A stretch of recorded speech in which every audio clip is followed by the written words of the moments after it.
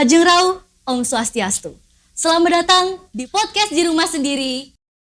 Bersama saya Cut Mutiara Sindria Gaisani, selaku host dalam podcast yang akan mendampingi teman-teman beberapa menit ke depan. Oh ya, gimana nih kabar teman-teman di rumah? Semoga selalu sehat dan selalu dalam lindungan Tuhan Yang Maha Esa ya. Omong-omong nih, dari awal podcast, mulai dari intro, terus video klipnya, habis itu backsound yang dipakai, dan kostum yang saya pakai ini juga bertema atau berbau tentang Bali ya. Emang kolerasi antara tema podcast dengan Bali itu apa sih? COVID-19. COVID-19 telah memukul perekonomian dunia dan memberikan dampak yang cukup signifikan terhadap pola kehidupan bermasyarakat, khususnya di Pulau Bali. Bali merupakan daerah destinasi wisata dunia. Bali sendiri mengalami penurunan pendapatan akibat dari pembatasan mobilitas PPKM, termasuk upacara keagamaan yang semakin jarang dilakukan dan banyaknya pagelaran budaya yang ditutup akibat kasus COVID-19 yang melonjak. Namun, saat ini berbagai kelonggaran telah diberikan oleh pemerintah dengan tidak adanya pembatasan dalam segala bidang sehingga perekonomian Bali bisa beranjak bangkit kembali seperti sebelumnya. Dan kegiatan kebudayaan bisa kembali dilakukan. Nah, gak enak nih kalau misalkan kita bahas materi podcast yang cukup berat itu gak sama orang yang emang ahli di bidangnya. Nah, spesial untuk episode kali ini, kami mendatangkan narasumber-narasumber yang memang cetar membahana dan pastinya juga bakalan klop banget sama materi yang akan kita angkat. And please welcome to our special guest. Hai. Terima kasih sudah berkenan untuk hadir di podcast kali ini. Ya, tadi di awal sudah disebutkan kan nama podcast kita itu Porsi, yang artinya podcast rumah sendiri. Nah, sebenarnya podcast kita itu ada slogannya loh. Apa itu? Kalau misalkan saya bilang podcast Porsi, jawabnya di rumah aja, gak usah keluar, say. Terus ada bilang slay, biar kita menjadi material girl gitu. Wah, Material girl gitu, oke. Yang boys. Oh ya, kita coba dulu ya. Porsi podcast rumah sendiri. Di rumah aja, nggak usah keluar, say. Terima kasih. Sesuai kata pepatah, tak kenal maka tak sayang. And before we start into the main activity nih, alangkah baiknya kalau kita kenalan sama narasumber yang cantik dan ganteng banget nih. Biar teman-teman yang lagi dengerin di rumah juga bisa kenal dan jatuhnya juga malah makin sayang. Wih, aduh. Dimulai dari sisi kiri saya, ada kakak cantik-cantik banget loh ini kelihatannya ya. Aduh, terima kasih. Hai semua, saya Nilo Keisha Shalendra sebagai penari Bali. Bisanya dipanggil siapa nih? Keisha. Oke. Lalu sebelahnya. Halo semuanya, nama saya Ida Ayu Talasyanaya. Di sini saya sebagai pengamat budaya. Oke, lalu? Halo everyone, nama saya Nikade Kaila Astika, biasa dipanggil Kaila. Saya di sini sebagai tour guide. Oke, lalu sebelahnya? Halo guys, saya Niputu Salsa Pastika, biasa dipanggil Salsa, saya sebagai staff monumen. Oke, lalu beralih ke sisi kiri saya, salah kanan saya, iya maaf sekali. Boleh tahu nih namanya siapa? Halo semuanya, nama saya Rainer Elhard Wicaksono. Oke. Sebagai wisatawan. Biasanya dipanggil siapa? Rainer.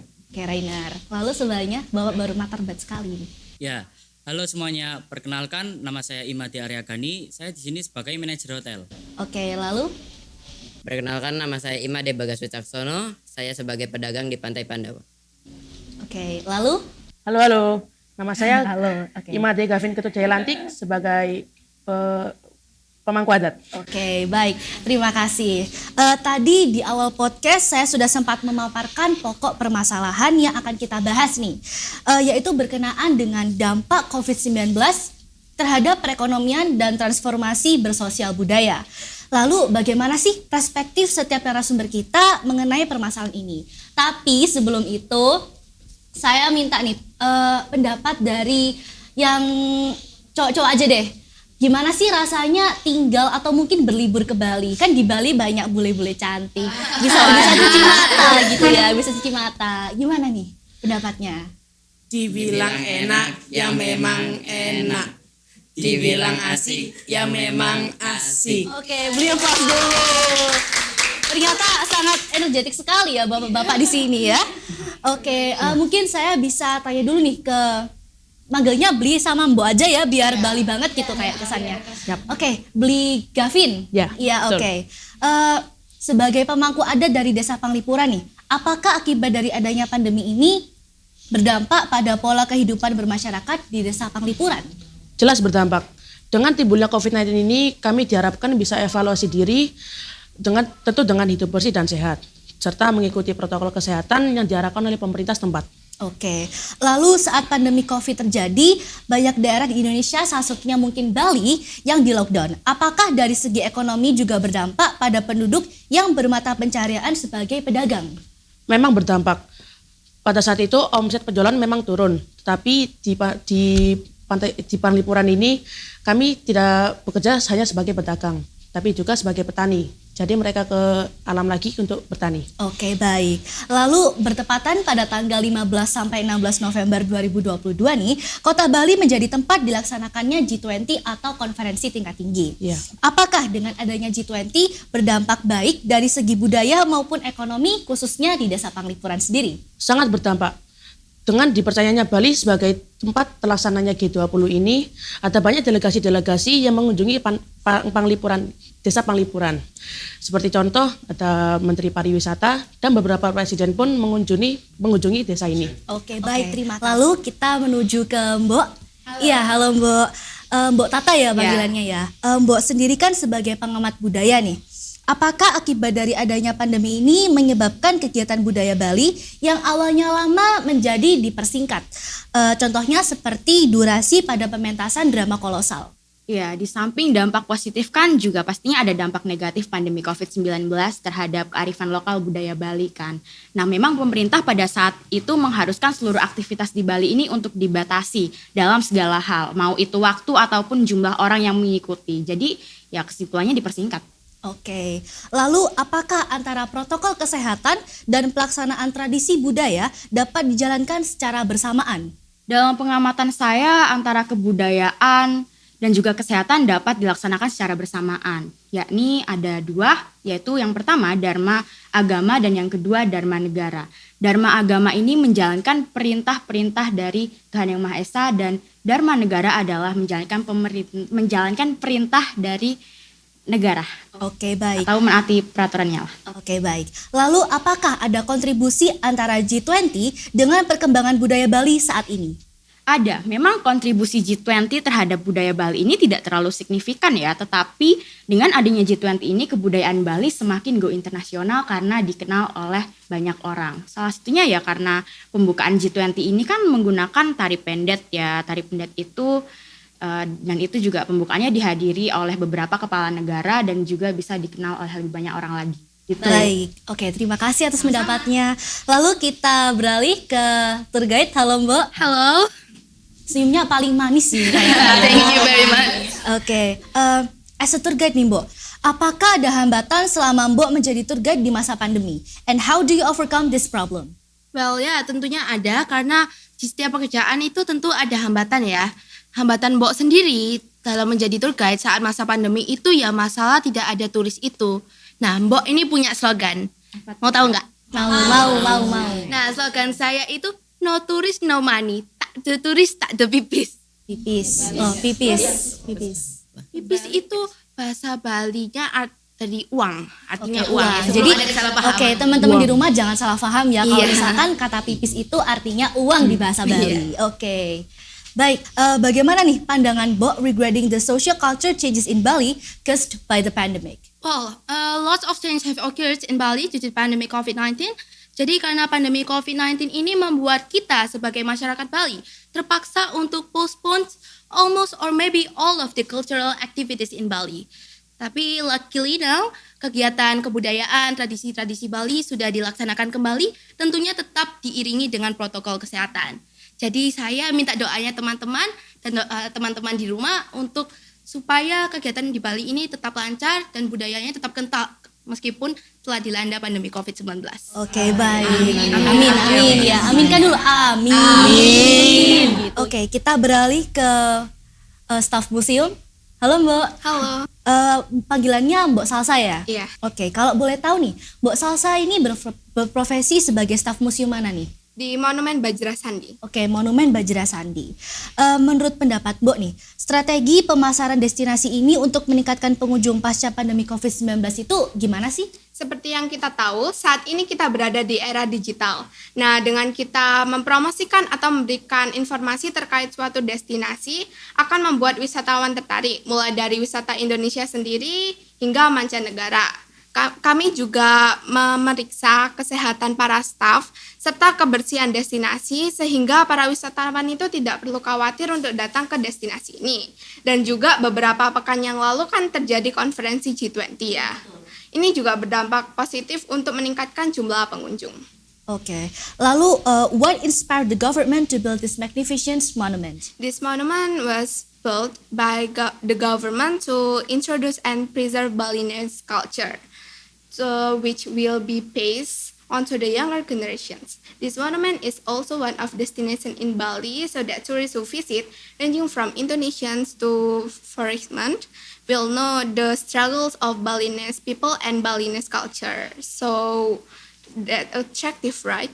Yeah, okay. Thank you very much for the opinions and we move it on to Kakak penari pendet. Halo. Duh, cantik banget loh.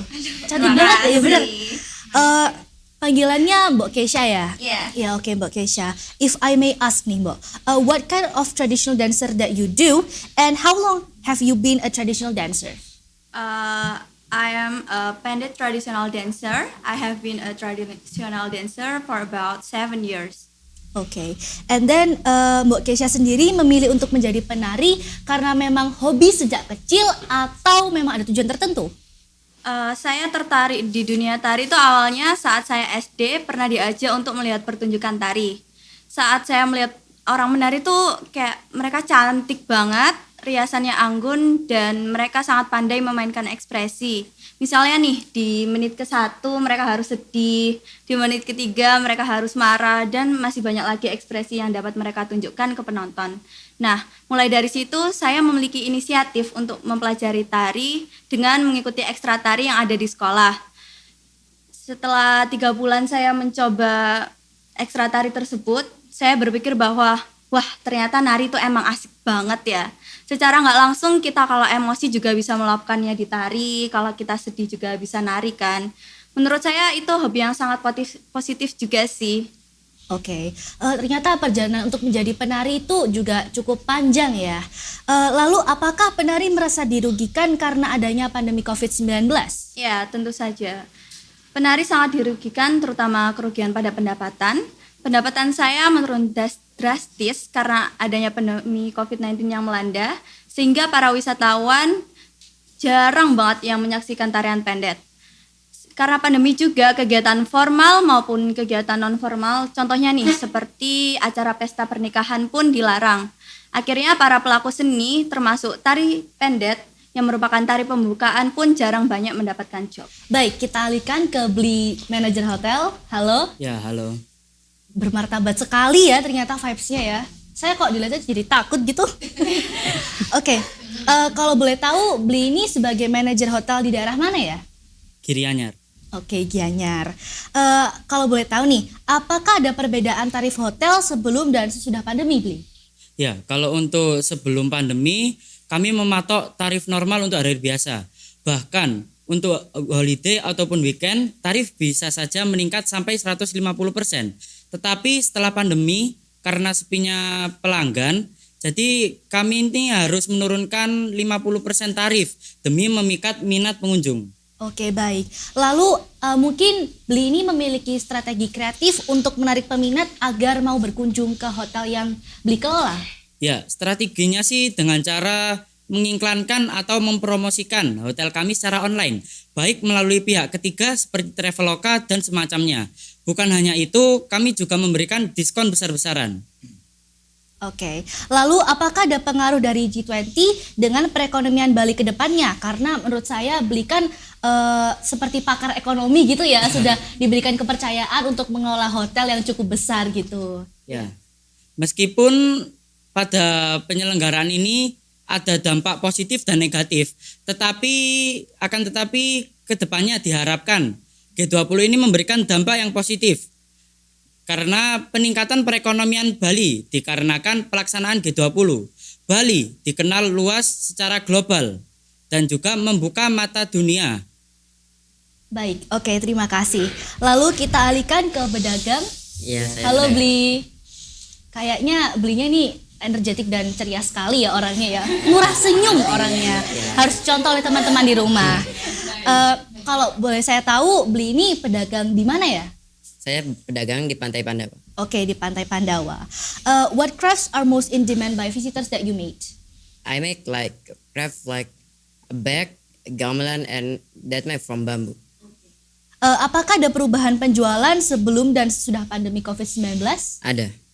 Sebelum pandemi, penjualan cukup banyak karena banyak turis yang berdatangan di Pantai Pandawa ini.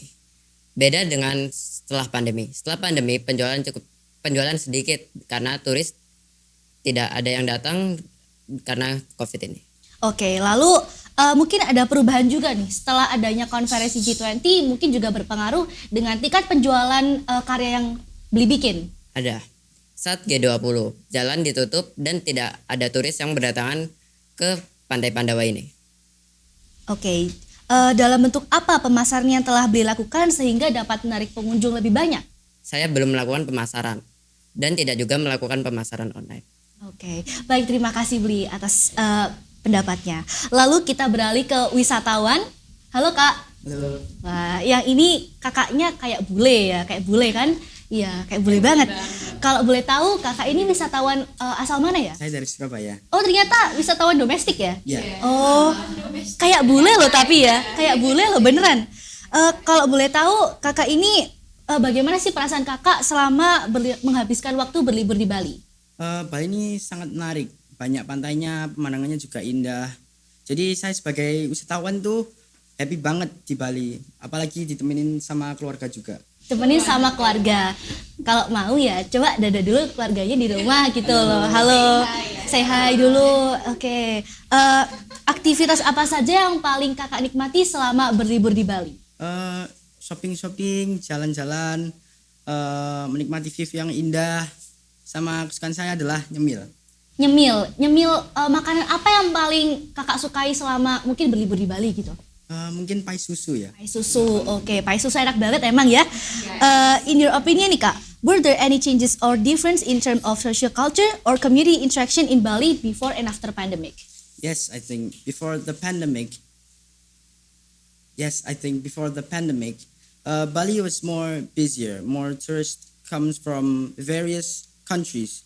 And after the pandemic, Bali have started to get busy again, considering the G20. More people are arriving. Oke, thank you for the opinion. Kita sudah mengupas satu persatu pendapat dari narasumber di sini. Lalu, bagaimana perspektif para narasumber dengan permasalahan G20 ini? Apakah dengan adanya G20 memberikan dampak yang positif atau malah memberikan dampak yang negatif? Mungkin ada yang ingin memberikan pendapatnya terlebih dahulu? Ya, saya. Oke, baik, dari Bli.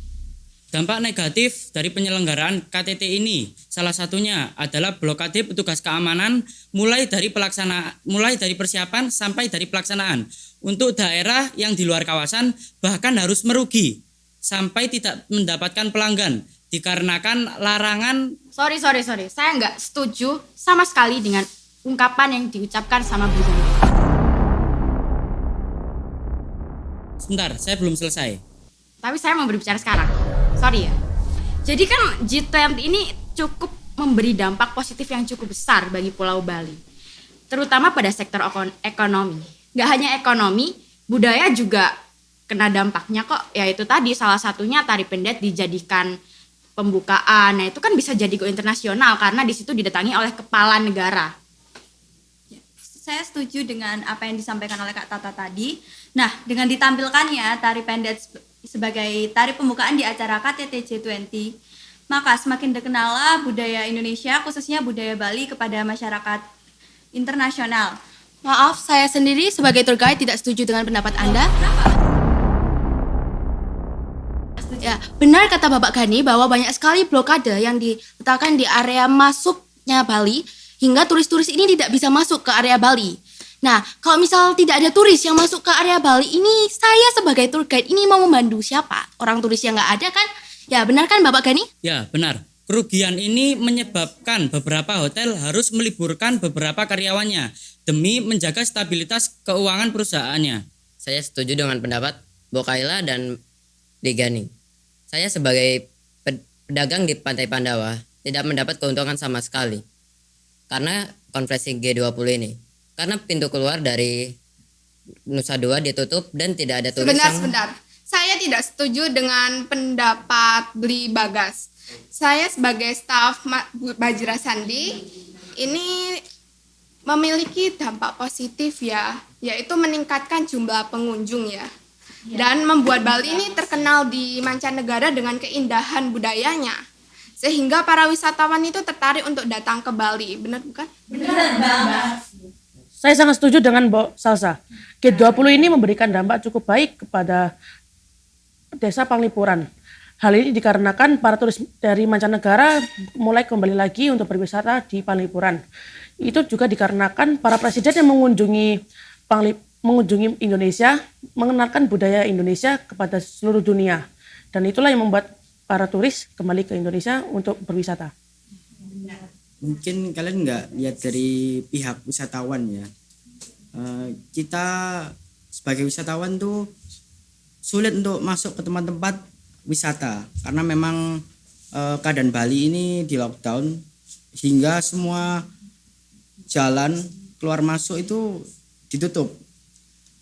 Tapi memang lockdown ini dilaksanakan untuk melindungi para petinggi yang akan berkontribusi dalam konferensi G20. Baik, kita tahan dulu untuk perdebatan mengenai G20. Mungkin dari sini ada dua perspektif nih yang mengatakan bahwa G20 memberikan dampak positif yang diungkapkan oleh dari Mbok Keisha, lalu Mbok Tata, Mbok Salsa, dan juga Bli Gavin. Tapi ada juga nih yang mengatakan bahwa G20 memberikan dampak yang cukup negatif juga sih dari pihak Bli Gani, Bli Bagas, Mbok Kaila, dan juga mungkin wisatawan ya. Oke, dari apa yang sudah kami paparkan dapat ditarik kesimpulan bahwa COVID-19 memberikan dampak yang cukup negatif terhadap sektor ekonomi dan interaksi bermasyarakat, khususnya di Pulau Bali. Namun dengan adanya peran masyarakat dan pemerintah, kedua hal tersebut perlahan-lahan membaik. Wah, ternyata pembahasan kali ini cukup menarik juga ya. Iya, benar sekali. Menarik banget. Iya. Tak terasa juga sudah 20 menit lebih nih kita bincang-bincang dan sudah di penghujung acara juga untuk podcast kali ini. Semoga apa yang sudah kita utarakan dan diskusikan dapat memberikan benefits and we hope will be useful for us to apply in a daily works. Kesan-pesan saya selama bersinarwisata di Bali, saya soroti terlebih dahulu dari tur yang dipinjam oleh sekolah yaitu Arwinda Tour and Travel.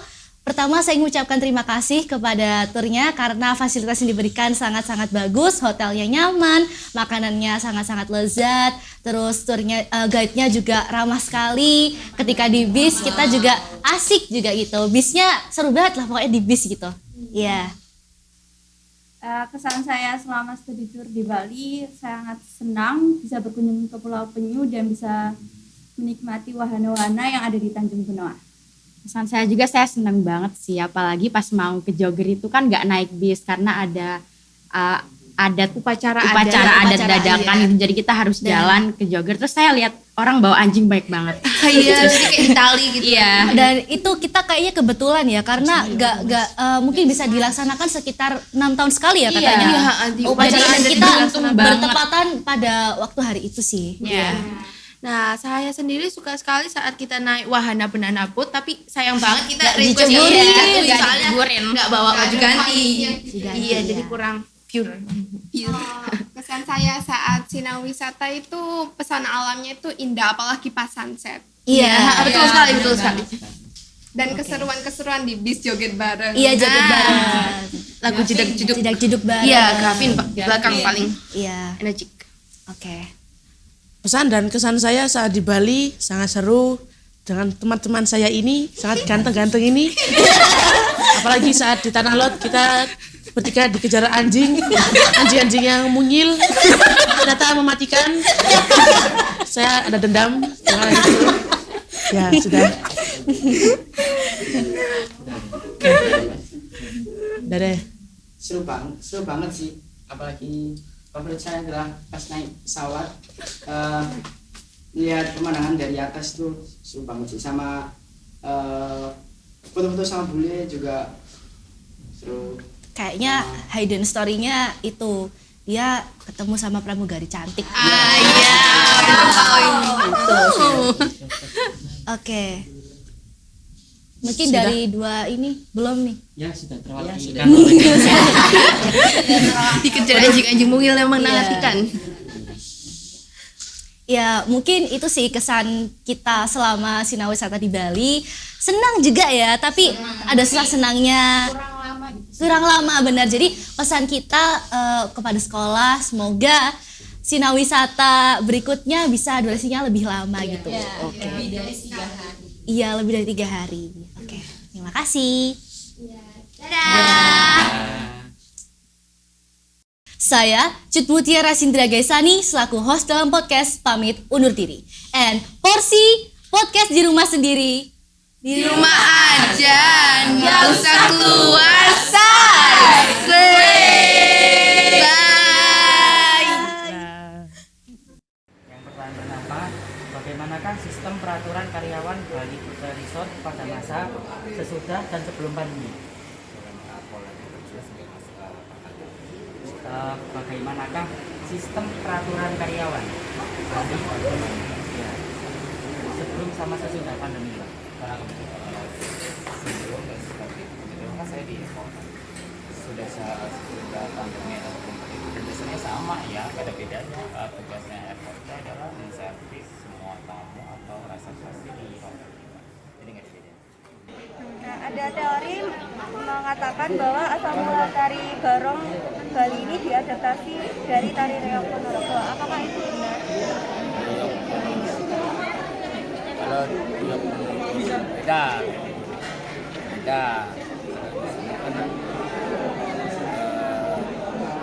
khusus di Bali. For our assignment. Yeah. Thank you. So the first question is, have you ever visited Bali before? No, this is our first time. Oh, so you haven't visited Bali before. So how was your impression for today's trip in Bali?